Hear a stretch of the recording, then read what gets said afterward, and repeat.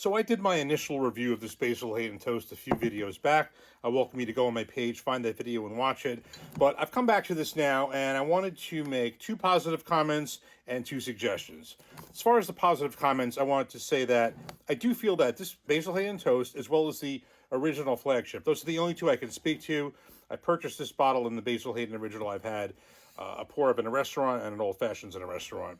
But I do think that this and the original, certainly at a minimum, I think that they're very good entry-level bourbons for a beginning bourbon drinker. I think it's something that a beginning bourbon drinker can find very approachable, easy to drink, very mild, and it could lead a bourbon drinker kind of, give them a taste of what bourbon could be, and then they can take the next step into maybe something higher proof, different expressions. But as far as a first step into entry level into the world of bourbon, I think that this and the regular could be a very, very good step into the bourbon world.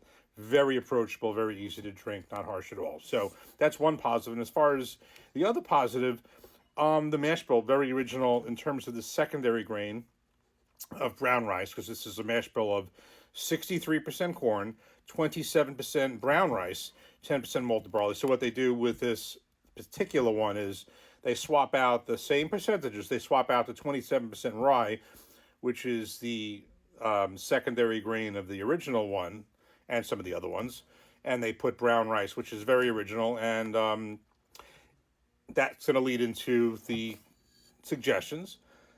I get the flavor in there. It's very muted at 80 proof. Now, in all fairness, I'm used to higher proofs. I've been drinking, bourbon for a while. Maybe a beginning bourbon drinker would probably would work well with them. But I just wish, Basil Hayden, I just wish you just amp the proof up. Or have this, that's fine, and have the original, but make expressions in addition that are higher in proof. It just would amp the flavor up that much more. I know what can be done because I know with Old Grandad, when you amp up the proof, you have the original, the flagship's got the same mash bill as the Old Grandad, the Bonded, and the 114, and we know how good those are. That's what can be done with the higher proof. So I just wish you would amp that proof up. And then the last point is the price point. So it's kind of like, if you're going to have this kind of price point in the 40s and, in some cases the 50s, but definitely at least the 40s, this was $49, then raise the proof and leave the price as is. Or if you're going to leave it at 80 proof, then, drop the price at least $10, because I just, this is a very, very pretty bottle, very nice, but I think I could speak for a lot of people who are into bourbon.